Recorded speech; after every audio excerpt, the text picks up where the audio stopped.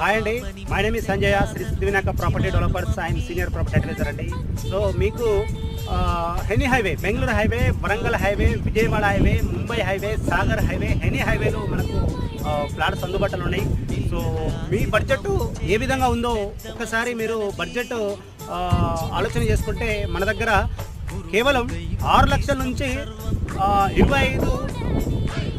30 lakhs వరకు, అంటే 6 lakhs నుంచి 20, 25, 30, 40 lakhs వరకు మనకు ప్లాట్స్ అనేది అవైలబుల్ ఉన్నాయండి.